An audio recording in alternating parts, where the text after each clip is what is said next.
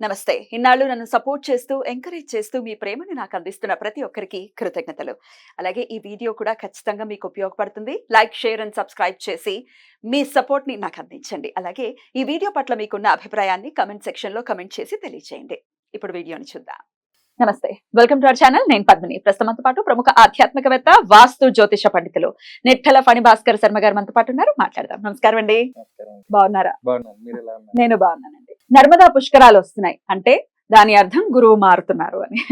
మే 1వ తారీఖు గురువు వృషభ రాశిలోకి వెళ్ళబోతున్నారు కాబట్టి సంవత్సరం కాలం పాటు ఆయన అక్కడే ఉంటారు కాబట్టి ద్వాదశ రాశులకి కూడా ఇచ్చేటటువంటి ఫలితాల గురించి ఒక్కసారి మీ ద్వారా తెలుసుకోవాలనుకుంటున్నాను. అయ్యో తప్పకుండా. గురుడు అంటే సంక్రమణం అనేటువంటిది కొన్ని గ్రహాలకి మాత్రమే చెప్పారు. ఉదాహరణకి రవి మార్పు ఉందనుకోండి, మేషం, కర్కాటకం, లేకపోతే తుల, లేకపోతే మకరం, ఈ సంక్రమణాలకి ప్రాధాన్యత ఎక్కువ. కర్కాటక సంక్రమణం దక్షిణాయనం, మకర సంక్రమణం ఉత్తరాయణం, అలాగే తులా సంక్రమణంలో ఉన్నప్పుడు కార్తీక మాసం, మేష సంక్రమణంలో ఉన్నప్పుడు వైశాఖ మాసం, చాలా ప్రాశస్త్యమైనటువంటి రోజులు. అలాగే మకరంలో ఉన్నప్పుడు కూడా ఈ కావేరీ నదిలో స్నానం చేయమంటారు. మరలా అటువంటి ప్రాశస్త్యం కలిగిందే గురుడి యొక్క మార్పు. ఈయన ఇప్పుడు మేషరాశి నుండి వదిలిపెట్టి కృత్తిక నక్షత్రం 2వ పాదమైనటువంటి వృషభ రాశిలోకి ఆయన సంచారం చేస్తూ ఉన్నారు. గురుడు మార్పు అనేటువంటిది చాలా ముఖ్యం. ఎందుకంటే ఈ దేవగురు అయినటువంటి బృహస్పతి ఒక రాశిని వదిలిపెట్టి వేరే రాశిలోకి వెళ్ళినప్పుడు ఈ నది అనేటువంటి దానికి ప్రాముఖ్యత వస్తుంది. ఎలా దానికి అనుసంధానం అయ్యింది అంటే పూర్వపు కాలం ఋషులు ఏం చేశారంటే ఏ నదిలో ఎప్పుడెప్పుడు శక్తి ఉంటుంది అనేటువంటి దాన్ని పసిగట్టి అది ఒక గ్రహం మార్పు ద్వారా కలుగుతుంది అనేటువంటి దానికి అనుసంధానం చేసుకుంటూ వచ్చారు.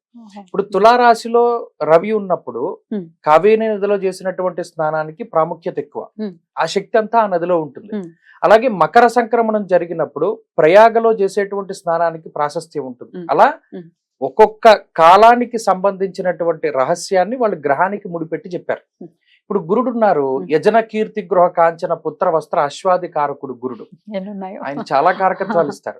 గురుడు జాతకంలో బాగా లేకపోతే నీచని పొంది ఉంటే అసలు సంతానమే కలగదు అని. సో ఒక్కొక్కళ్ళ జాతకంలో గురుడు నీచపడి ఉన్నా, గురుడు ఇబ్బంది పెట్టే స్థానాల్లో ఉన్న సంతానం అనేటువంటిది కూడా ఆలస్యం అవుతుంది. నర్మదా నదికి ఒక శక్తి వస్తుంది. ఎప్పుడు 1వ తారీఖు నాడు మధ్యాహ్నం 1 గంట, సరిగ్గా 1 గంటకి ఆయన వృషభ రాశిలోకి అనగా కృత్తిక 2వ పాదంలోకి వెళుతున్నప్పుడు ఆ ముక్కోటి దేవతలు వచ్చి ఆ నర్మదా నదిలో స్నానం చేస్తారు. ఆ స్నానం చేయడం అంటే ఎందుకు చెప్పారంటే ఆ విషయాన్ని, ఆ నదికి ఆ శక్తి వస్తుంది అనేటువంటి విషయాన్ని చెప్పడం జరిగింది.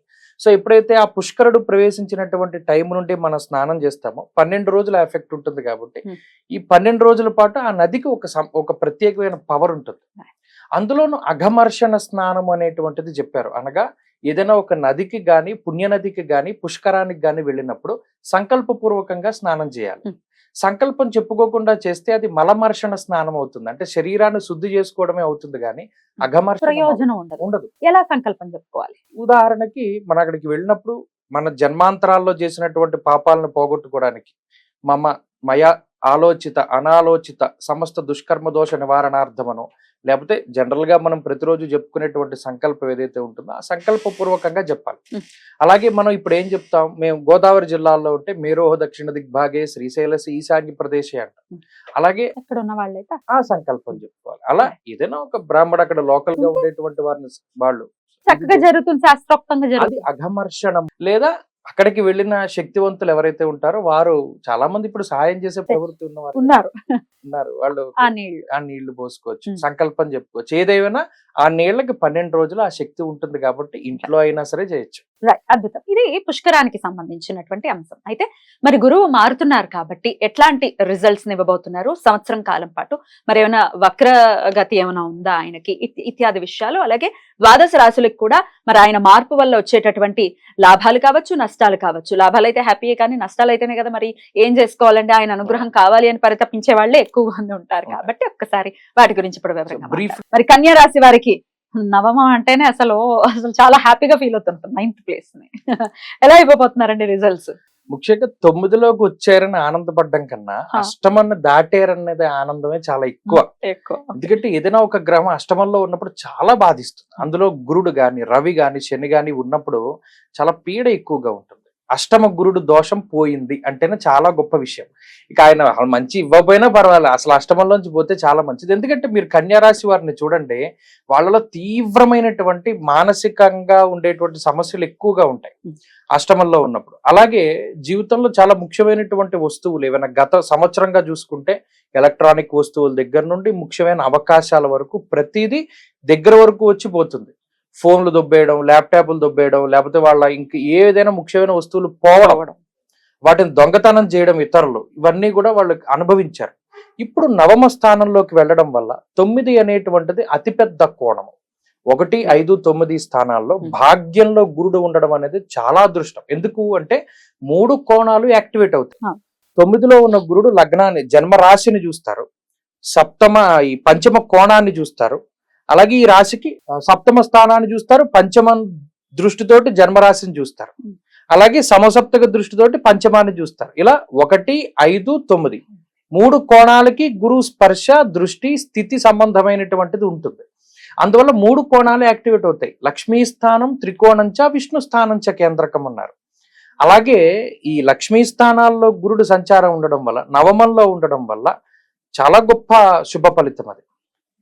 అర్ధంచ స్వకులాచార గృహలాభ సుభోజనం అన్నారు. సుభోజనము అంటే ఇప్పటి వరకు వారికి భోజన సౌఖ్యం లేకపోయినా భోజన సౌఖ్యం ఎలా వస్తుంది? వివాహం జరగడం వల్ల వస్తుంది. అలాగే గృహలాభము అన్నారు, బంగారం లాభం, కాంచనము, వస్త్ర కాంచన సన్నిభం. అలాగే ఈ ఉండడానికి ఒక ప్రాంతాన్ని, అనగా ఒక స్థిరమైనటువంటి నివాసాన్ని, ఒక స్థిరమైనటువంటి ఉద్యోగాన్ని, ఒక స్థిరమైనటువంటి కుటుంబాన్ని, వీటన్నిటినీ కూడా గురువిస్తారు. అష్టమం సౌభాగ్య స్థానంగా కూడా చెప్తారు. దీనివల్ల ఏమైనా వైవాహిక జీవితంలో సమస్యలు వచ్చి విడిపోతున్నటువంటి వాళ్ళని కలిపేటువంటి గ్రహం గురుడు.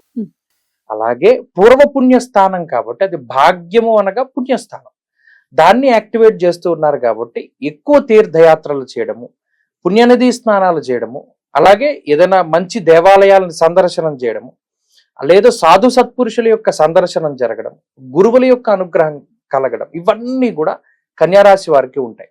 అనగా ఈ సంవత్సరం కన్యారాశి వారికి ఉద్యోగంలో ప్రమోషన్లు రావడం వల్ల ఆనందంగా ఉండడం, వ్యాపార లాభం వల్ల ఆనందంగా ఉండడం, వ్యాపారాన్ని విస్తరించుకోవడము, లేదా ఉద్యోగం చేస్తూ ఉన్నటువంటి వాళ్ళు వ్యాపారం పెట్టి లాభపడము, సంతానం అభివృద్ధి చెందడము, సంతానం కలగడము, వివాహం జరగడము, అలాగే దాంపత్య జీవనం బాగుండడము, ఇంట్లో మనం గతంలో తాకట్టు పెట్టినటువంటి బంగారాన్ని కానీ, ముఖ్యమైనటువంటి విలువైన వస్తువుల్ని కానీ, ప్రాపర్టీస్ని కానీ బయటికి తీసుకురావడం, ఇటువంటివన్నీ కన్యారాశి వారికి జరుగుతాయి. అలాగే ఇంట్లో శుభ కార్యక్రమాలు నిత్యం జరగడానికి కూడా గురువు కారణమవుతారు. కాబట్టి కన్యారాశి వారికి ఇది చాలా మంచిది. ప్రత్యేకించి అష్టమాన్ని వదిలేశారు కాబట్టి ఆరోగ్యం కూడా బాగుపడుతుంది. Beautiful beautiful. అయినప్పటికీ ఏమైనా ఆరాధన చేసుకోవాల్సి ఉంటుంది? గురువు యొక్క ఆరాధన చాలా మంచిది. ప్రత్యేకించి సిద్ధమంగళ స్తోత్రం లాంటివి, గురుపాదుకా స్తోత్రం లాంటివి, దక్షిణామూర్తి స్తోత్రం, ఇటువంటివి ఏవైనా సరే చేయవచ్చు. అద్భుతం. చాలా బ్యూటిఫుల్ గా వెల్కమ్ చేయొచ్చు కన్యా రాశి వాళ్ళు ఈ సంవత్సరాన్ని. ఇక నెక్స్ట్ ఎపిసోడ్ లో తులా రాశి గురించి మాట్లాడుకుందాం. థ్యాంక్ యూ సో మచ్ అండి. నమస్తే.